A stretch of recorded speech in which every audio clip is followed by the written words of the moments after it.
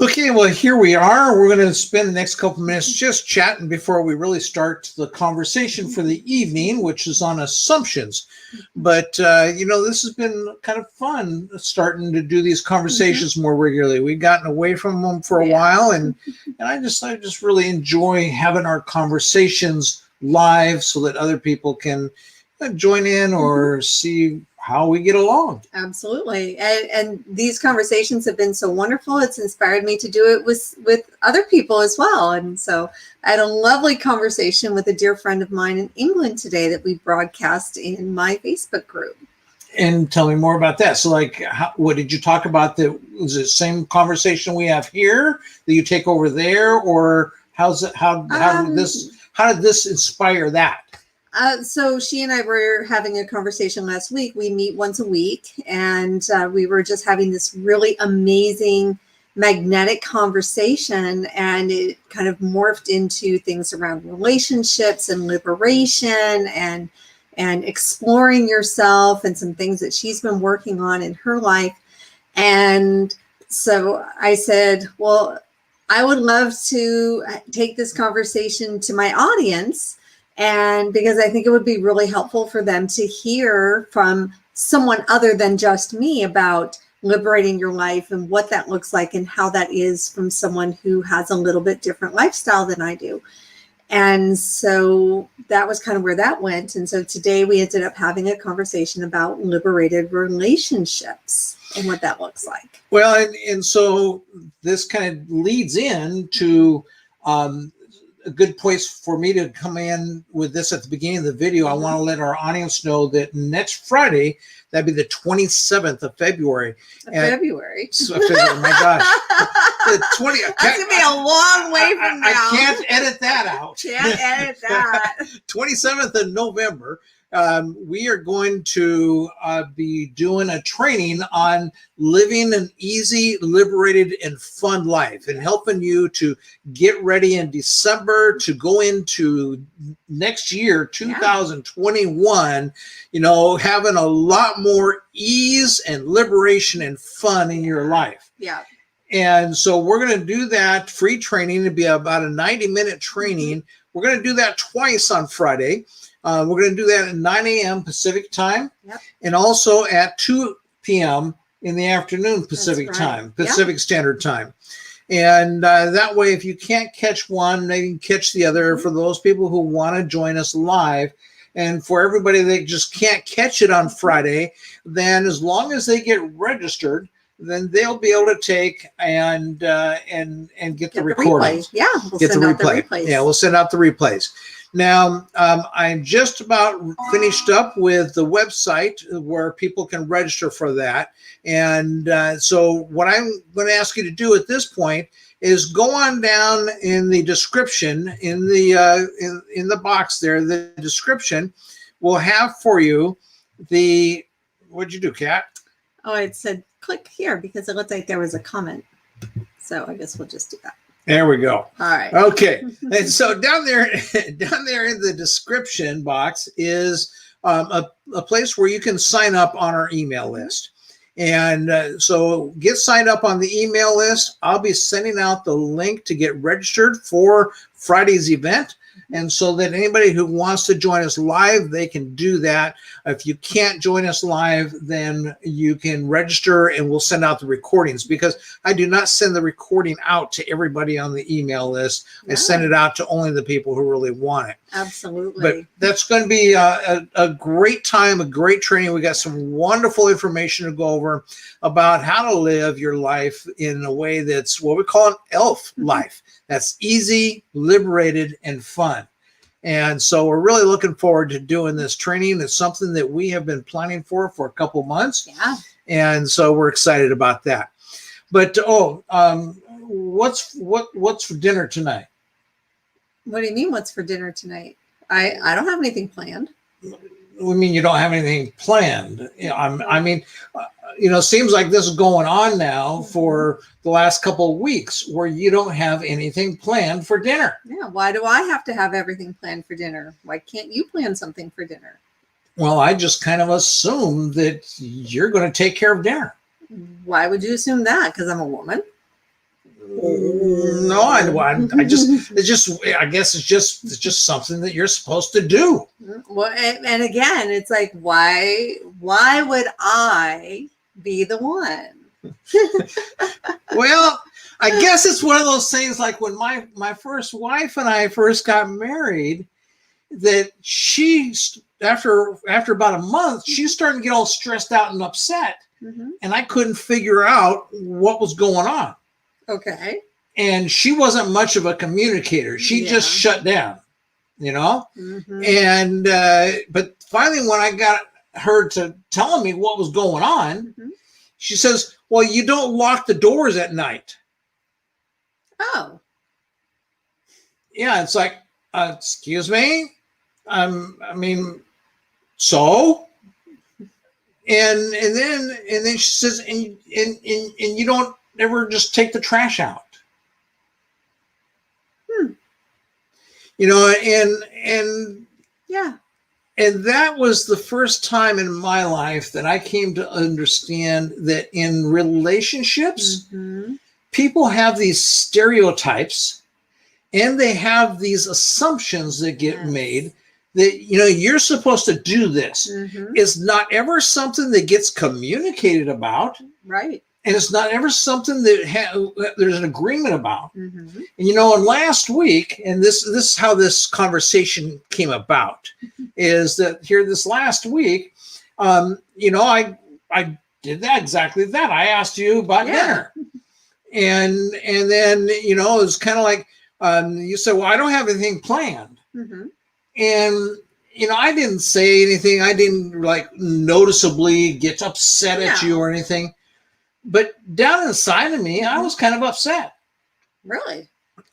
I was just like, I mean, I've been here now for a month from being in Seattle, Mm-hmm. where I was Seattle visiting my partner Chris for 2 months, and then I was here for a month, and it's like this has been an ongoing thing. Was that, you know, it's like you don't seem to have meals planned, Mm-hmm. and we've talked about, you know, that we need to get some kind of a plan going here, but we've not taken it any farther than that. Right.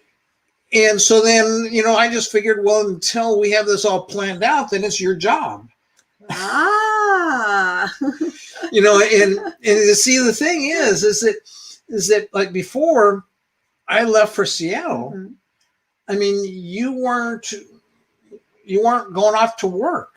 No, I only worked at that point I was barely even working because of COVID, and I didn't have and even before that, you only worked about 2 days a week. Yeah. Outside the home. Outside the home, yes. Yeah. But then when I got back, you know, not only now, because we've just been the two of us. Yeah. And so now we're living with, or your daughter and us are living together. She's not living with us and we're not living with her. We're just all living together. But it's the first time that you've lived with your daughter for 7 years. And so this is new for her. It's new for you. And yet for you too, it's just a wonderful time of being able to have some times that you missed together, you know, and so that takes more of your time. It does. And I'm working 5 days a week. And you're working 5 days a week. Yeah. And you're working 5 days a week because you're a private nanny. Mm-hmm. And I mean, you spent your life in the field of early childhood education and development. And then you decided that you weren't going to do that and continue in that field anymore after 25 years. You hung up your shingle, and I did. But you still need to make a little bit of money. And so you became a private nanny. Yep. And then that's generally where people can afford to pay a little more. Mm-hmm. And so you work for this family that's got some really good money. Yeah. But the wife of that family, the mom, she really enjoys her job. She loves her job. Absolutely loves it. She doesn't need to work. No. But she loves the work that she does. But what happened is when COVID hit, her job took on a new life. Yes. and her job is a very important job within a school system of keeping all the children healthy and safe in a whole school system. Yeah. And so when COVID hit, her job took on a new dimension. Whole new dimension. And she before would have Kat work a couple days a week, and her two children are now 2 and 4. 2 and 5. 2 and 5. And she would just put her kids in childcare, preschool for the other days. Yeah. Educational for the children. Exactly. Socialization. And so with COVID, it's like, I don't want to put my kids in school. No. My husband, he goes off surfing and fishing and does his fun stuff because he's got all the money. That's where he goes. And I enjoy doing my work, and I don't want to quit my job. Yeah. And so I don't know what to do. Kat, can you help? Yeah. And so I made the commitment, and I decided that for what I could earn, and especially at this point in time, because of where COVID is and our new living situation, I said, well, that increases my income, and I still have time to work on business. I still have time to enjoy Mark and other people and my daughter. And it does take more compartmentalization at this point. And so, yeah, so I took it on. And it's been wonderful, and I love it, and I'm enjoying it. But it does create a new dynamic. Mm-hmm. And it wasn't anything that you and I had any conversations about then with, like, okay, you're going to go to the store and you're going to buy all the groceries, and then you're going to take and cook all the food. Right. And then you're going to get all the dishes done every night. We hand wash our dishes here in Ventura because the water's so bad that it spots the dishes if you try putting them in a dishwasher and stuff like that. So we hand wash all of our dishes, and we don't like to have a dirty kitchen with sink full of dishes and so forth. So it's a nightly thing that we do. And I help out once in a while, you know, and but yes, we just really, we didn't have conversation about it. And that's the thing with assumptions in relationships. Yes. There's so often that people just don't have the conversations. Instead, what they do is they make assumptions. And even if they have the conversations, they don't take the conversation far enough where they have agreements. Right. And action steps. And action steps. Okay, like you're going to take and be responsible for dinner on these nights. I'm going to then be responsible for dinner on these nights. And these kinds of things are then discussed. And, in fact, it was really interesting recently. About 2 weeks ago, I read something that came across my news feed online, and this woman was really upset because she's a vegan. Okay, and she lives with her boyfriend. Excuse me, not the woman was upset. The boyfriend was really upset, and she lives with her boyfriend. And her boyfriend and her boyfriend works until about 6 o'clock at night. And by the time he gets home, it's 6:30. He's got 2 kids. Okay. Now she then is home, and earlier she's home like 4:30. Okay. And so she's been doing the cooking since she moved in, but she won't cook meat. Got it. Okay. Well, so the boyfriend is all upset because she won't cook his kids meat. Oh. And he is complaining very vocally. He's very noticeably upset and spewing a lot of his upset energy online. And he just doesn't understand why, even though he has communicated to her that he wants her to cook meat for his kids. And then her response is, if you want your kids to have meat, that's fine with me, but I will not cook meat. And so then you have to cook that meat when you get home. Or cook it the night before and let them warm it up the next day. And so he just cannot understand why she won't cook his kids meat. Well, that seems pretty kind of almost closed-minded in that moment where, he can't see her perspective and be open to where she's at and accepting that this is who she is. Well, and you really sorted that out in a perfect way, because that's exactly how these problems come along with couples in their relationships, in making assumptions. Yeah. And we want to help you to live in an elf life that's easy, liberated, and fun. We want to help you to have a life that has more satisfaction and more pleasure. And part of having more satisfaction and pleasure is having more sex with more people more often, okay? And having more open conversations so that you're not making assumptions and then having ill feelings when something doesn't go the way you think it goes. Exactly. And so when you are making assumptions, and that goes both ways. Yes. You know, and when you, because my wife made assumptions about, me early in our relationship. But then in your relationship, before we got together and when you were married and so forth, there were a lot of assumptions made where you also, you just kind of went along and thinking that was like my wife, for instance, when I was married with my first wife, then, she figured that was her wifely Christian duty. It wasn't anything that we ever talked about or had an agreement on.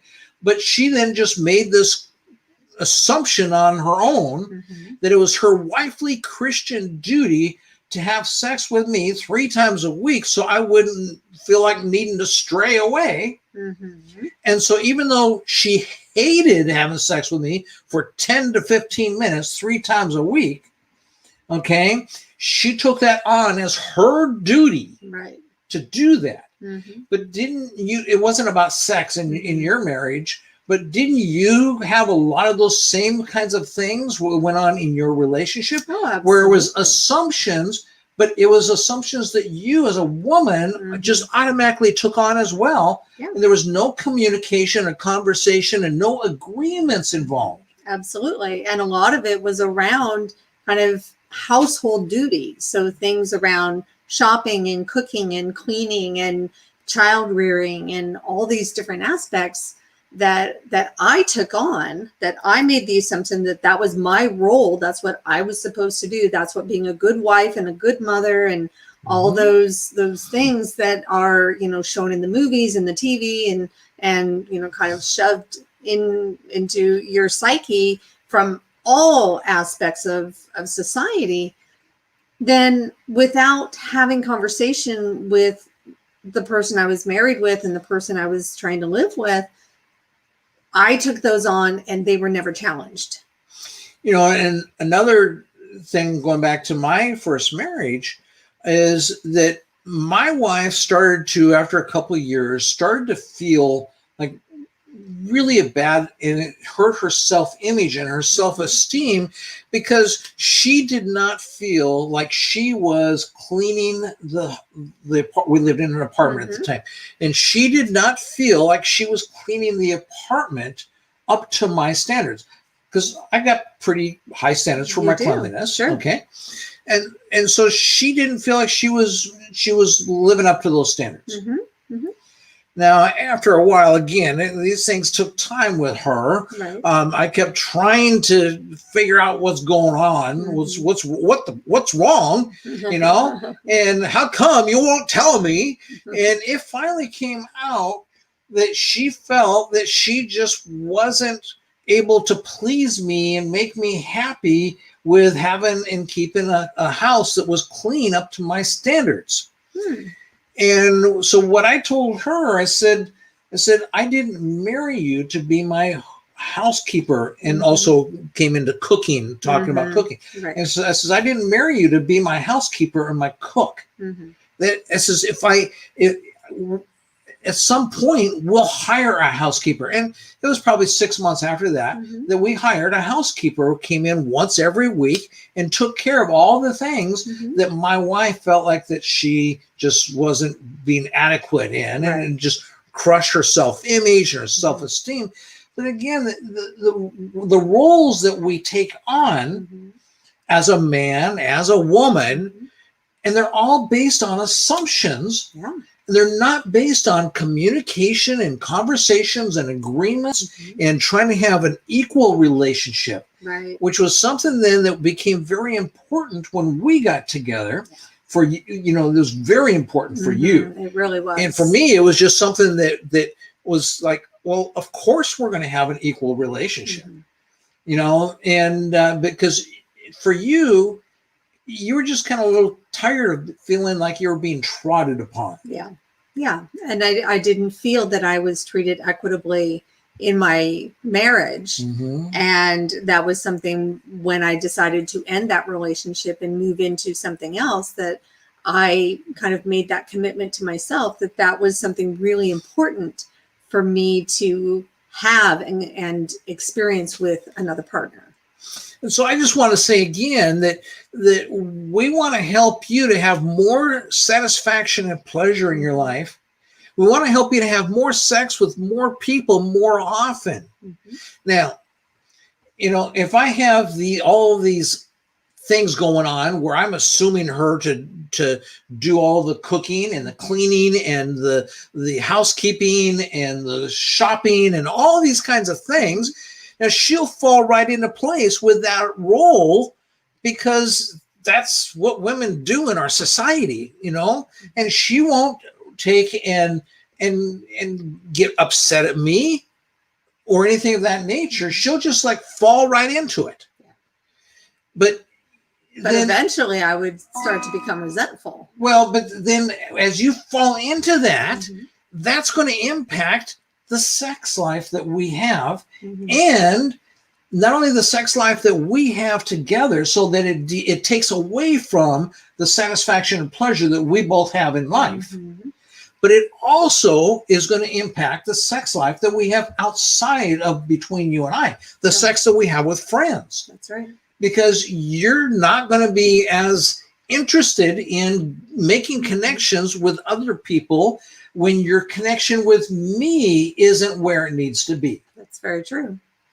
And so this is why this is such an important conversation to be having here for our audience, to understand that when you make assumptions in your relationships, and that could be about anything. Anything. It doesn't, an assumption, when you look at it's called a thumbprint or a thumbnail, when you look at the little picture that's on the show for the cover of this video, there's basically on one side of it, there's a donkey, and then on the other side, there's 3 really nice butts. And women's butts, of course. And then in the middle, it says assume, ask you me. Because that was one of the things that years ago somebody taught me, that when you assume, you make an ass out of you and me. Yeah, I've heard that too. And I think it's very true. It is. And we got some people that have joined us tonight. Let me just say that thank you for joining us. And if you have any comments or questions or anything like that, feel free to comment in the comments. We'll be happy to answer your questions and address your comments. And we appreciate your being here. We always appreciate our audience coming on live with us. And we're doing this more often. And since I took that little break, I guess, again, then I'll make this announcement again on Friday, this coming Friday. That's going to be right after Thanksgiving. I hope that most people aren't out, doing all the shopping and stuff that normally goes on with COVID. Hi, thank you for coming in and saying hi. But, so Friday at 9 a.m. and also then again at 2 in the afternoon, Pacific Standard Time, we are going to do a live training for 90 minutes online on living an elf life. I mean, we've been putting this together for 2 months now. And we got some really great material that we're putting together. And so in order to get registered for that, because you do need to register, because we'll send out a link to the event. You can go to attend both of them at 9 o'clock and 2 o'clock. Or you can attend just one of them.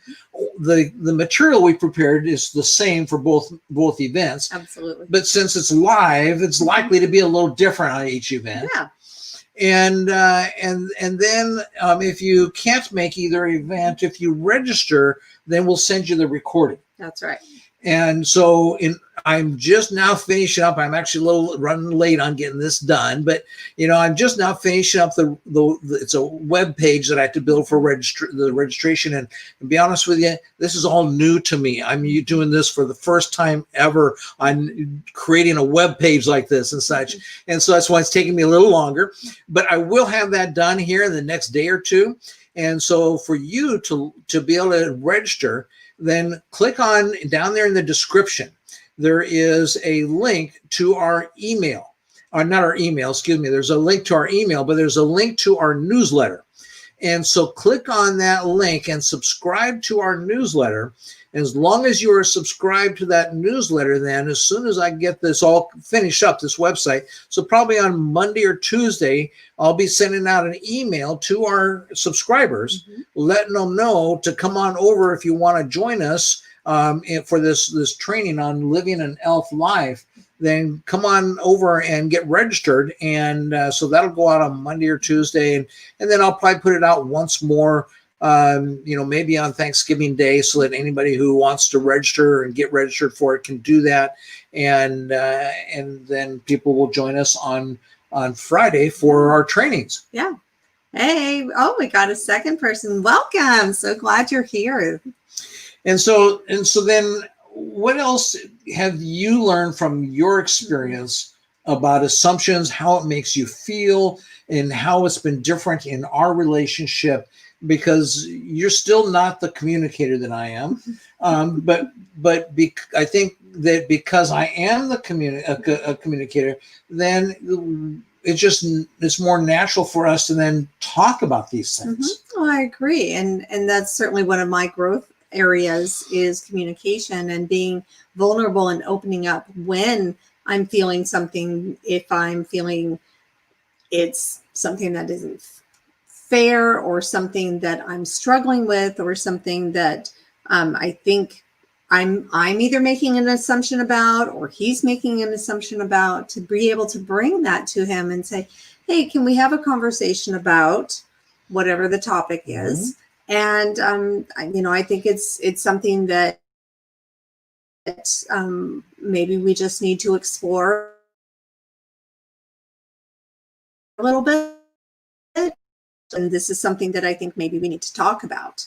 And so at the beginning, for those of you that weren't here in the beginning, we started this because we had a conversation around who feeds you and whose responsibility is it to make food for I like to eat dinner. I like to eat too, and because of our personal situation, things have shifted. And so there's been some assumptions made around where food comes from and when it shows up on the table. Assumptions?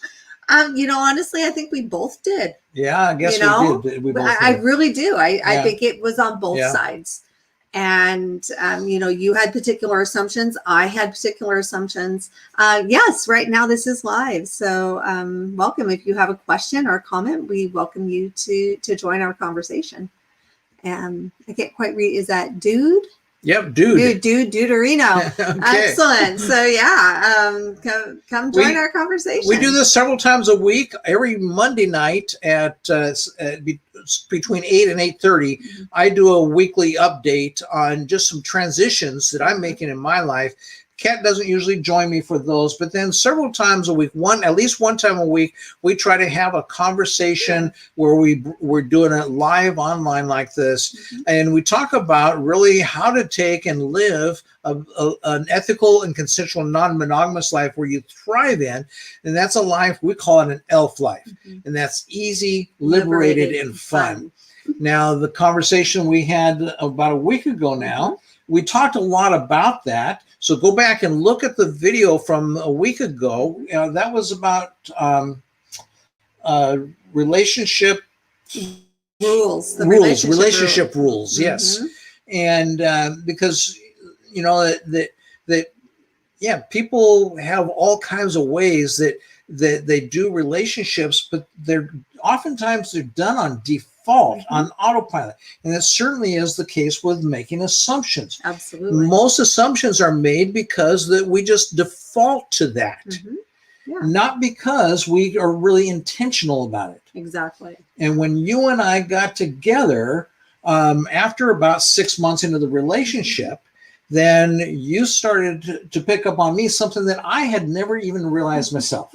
And what was that? That was how incredibly intentional this man is. I've never met anyone, I don't think even to this day, that matches the intentionality of this person. There may be one other, and that might be our mentor, Chris. Yeah, Chris is probably, yes. Yeah. But, you know, other than that, it's a very rare thing to find someone who is so focused on, this is the way I want to live my life. These are the things that are important to me. And this is what we're going to create. This is what we're going to create. And if that doesn't match for you, that's fine. That is totally fine. And here's where I can match with you, but then I'm not going to match with you in these other places. And that's something around relationships, that we make these assumptions when we get into a partnered relationship, whether it's monogamous or non-monogamous, that there's assumptions around what that means in how we do things, how we eat together, how we vacation together, how we have sex together, and all these different things. We make all these assumptions. Well, thank you very much, and for your comments. We are a sexy couple. We are a yes. sexy couple. And we like having sex together. And we like having sex with our other friends. people. Yeah, we really do. Together and separate. That's right. So, yeah, I have sex with other people, and you have sex with other people, and we have sex with other people together. Yeah, and so it's just a fun, sexy life. Yeah, and so but those are assumptions that when people get together and they create these partnered relationships, they make these assumptions about what it means to be partnered, but they never actually talk about it. And that was something I was having a conversation with a friend last week. And she was telling me how from the time she was very young, she loved to travel on her own, to be a solo traveler. And when she got married, she told her husband, hey, I love you. I'll go on vacation with you. But 3 times a year, I'm taking vacation on my own. And she would go off for a week, 2 weeks. She would travel the world completely by herself. And she would meet people while she was out. And then they would be like, wait, you're married? Well, where's your husband? Where are your kids? Why aren't they with you? You know, well, you can't just go on vacation by yourself. Well, who's going to take care of the kids? She's like, well, they have a father. He can take care of the kids while I'm gone.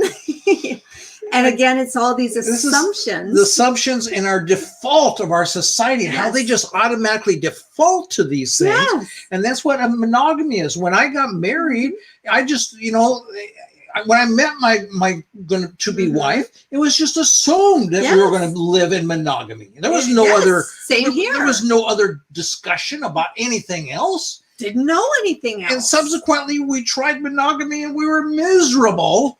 And after 27 years, we finally opened our marriage. Yeah, well, you were able to go that route. Yeah. I wasn't.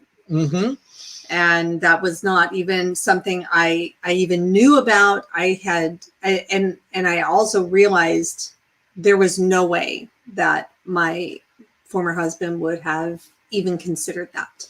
Well, okay. Now, that is an assumption of mine. Yes, that is exactly it. You see, and not only is it an assumption, it's an energy that you put out. Yeah. Okay. Yeah. And so you are creating a limitation in your life. And we talk about this stuff a lot because we talk about energy in our lives a lot and how we create our own reality. Yeah, that's because true. I have a statement that says where your energy flows, your reality goes. Yes, this is true. And so you just, even in this conversation, then you created an energy, and where your energy goes, your reality flows. And I think that this is the mistake that people make, because I talk to people and engage with people every week that wish that they could live a life like I live, and wish that they could have a more open relationship, or wish, you're my slut. I am. And I'm your slut. Yes, you are. And they wish that they could live with a slut like I do. Yeah. And we developed the sluttiness in each of us. We did. And We it's a really lovely, felt that. wonderful, fun thing. It I mean, is. it's I enjoy being a slut. I do too. Okay. and so, you know, people see this about us, and they want to have that. Mm-hmm. But one of the reasons that they don't have it, and they can't, is they need to make this shift, this change, because they create this energy, and where your energy flows, your reality goes. Yeah. Now, one of the things is we are, I just, my mind's racing ahead and getting ahead of me now, but so slow down, take a breath. Okay, but because I know we're getting just past our half hour now, but so we won't be going too much later. But and if you have any questions, feel free to ask questions. But for our audience. But one of the things that, you know, we'll be talking about this in our workshop on Friday about living an easy, liberated, and fun life, and that is that you've got to create a life that's easy, liberated, and fun. Yes. Because if you don't create that life, then it's going to be whatever comes to you, you know, and it's kind of like, you know, if you were in a boat that's got an engine and it's got gas and everything works, and you decide to turn that engine off, and you're out there in the middle of the sea somewhere, and you're just going to float and wherever it goes, and that'll be fine. Yep. You know, instead of saying, no, I'm going to start my engine and I'm going to go somewhere that I actually want to be. Yeah. Because, you know, you may end up in some place that is just the most awful place in the world to be in if you just let that boat go afloat. That's right. That's right. Because you're allowing the outside forces to dictate what's happening inside your boat.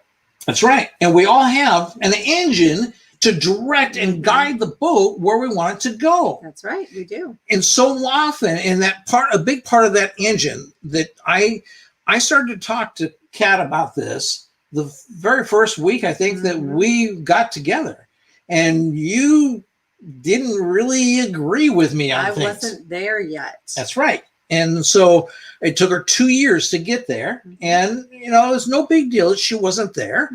But it took her 2 years to get there. And once she got there, then, boy, I tell you what, it was like a speedboat then.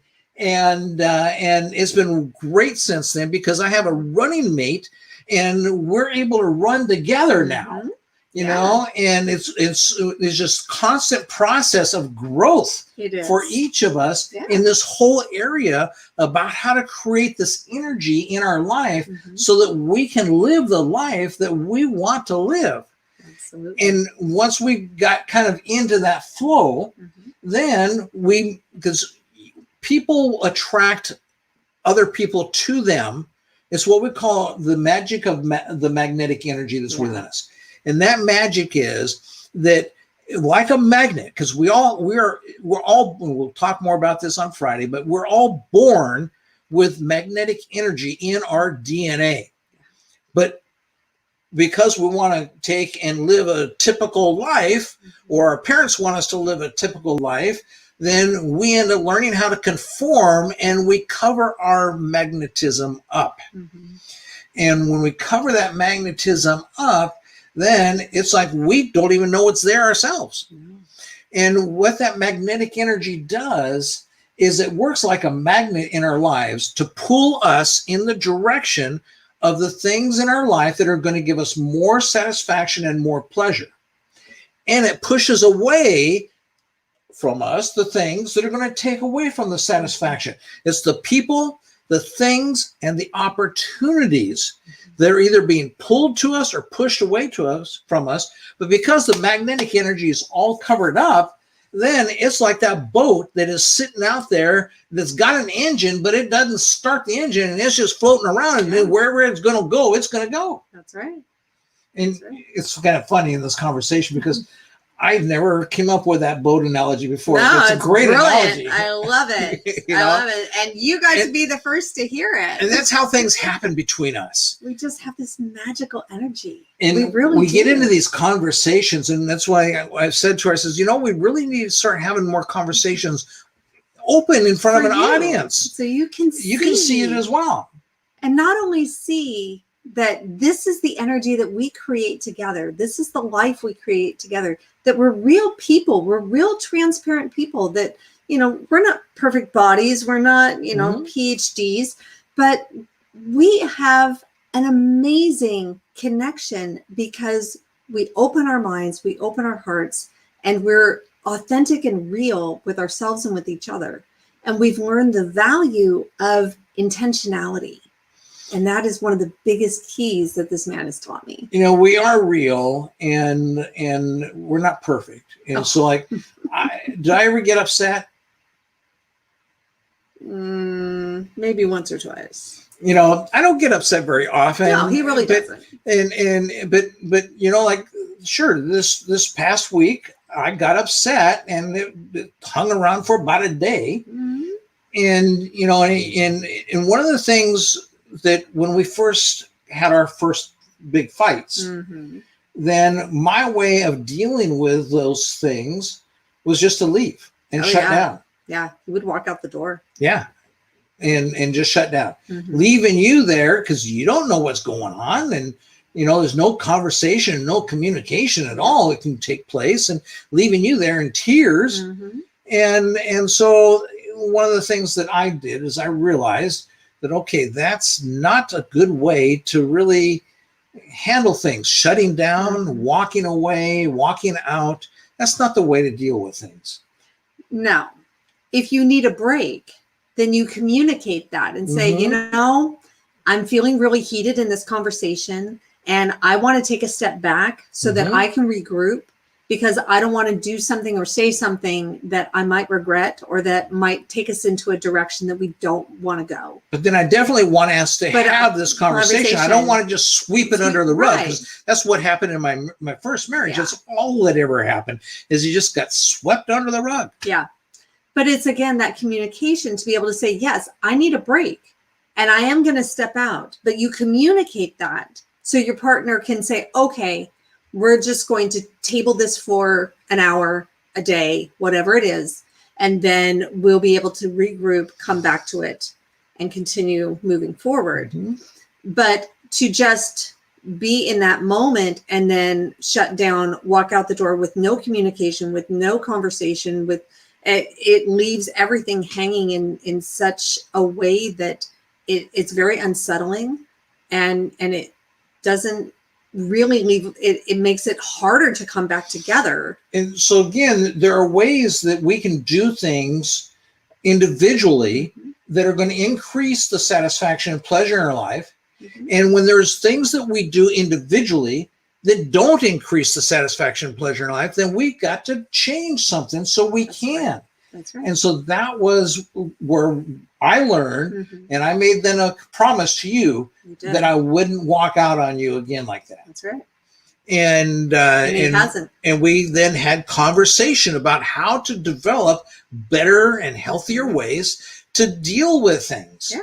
Because I mean, we're a regular just a couple. Regular couple. I mean, we've got magic between us. We do. But that doesn't mean that we're both perfect and we're like just in la la land. Yeah. We have real lives and real conversations and we have real sex too. And we have real sex. Let's not forget that. Oh, absolutely. Had it this morning. And then my girlfriend was over a week and a half ago. We had a threesome with her, and then she came fun. Back last week and had just you were at work. Fun time with him. Yeah. So this is our life and we love it. And to kind of bring us back around, and we'll wrap up, is that when we make assumptions, it stems most of the time from something within yourself that you're not aware of, that you have created a belief or a thought or a process around, that you then don't communicate to someone else, but yet you're expecting them to follow through with whatever it is. Because you're defaulting to it. Because you default to it inside you. Mm-hmm. And that's really what where assumptions come from.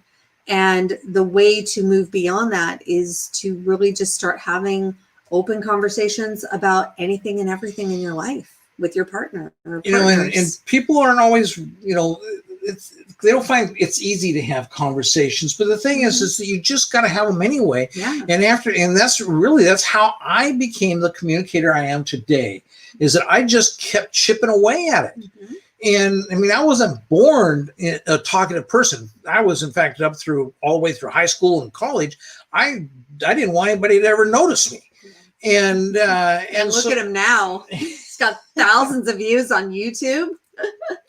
And so that you just got to start to have these conversations, even when they're awkward and you may say the wrong thing. That's what I've been teaching you with conversation and communication. I'd rather have the wrong thing said than nothing said. And so with that, if you have, for those of you who have hung in here with us in our audience, if you have a question, then we'll go ahead and give you a moment to ask your question or make a comment. But we're going to be wrapping this up. And so also give this video a like. Don't forget to subscribe to that email down there in the description box. So that you can get the newsletter and all the information for our web class that's coming up on Friday. I like where my finger points. Yeah, you like where that's pointing? But so subscribe to that email, and then that way you'll be able to stay up on things that we got going on. And I usually try to put an email out as well that announces our live conversations when we're going to have a live conversation like this. So it's just a good thing to be subscribing to. But give the video a like and subscribe to the channel. We appreciate the new subscribers that we've had recently, and I hope that you will then join us for Friday's event. And thank you. I hope you will enjoy us. Join us. Yes, I hope you will join us for Friday's event. And even if you can't join us live, get registered so that you'll get the recordings on that, because we really do. We've got some great things to teach you out there that's going to help you to move forward in your life into the next year. And so with that, anything else that you want to wrap up and say? Otherwise, we'll just say goodbye. Yeah. Thank you for joining us, and we'll see you next time. Goodbye now. Bye.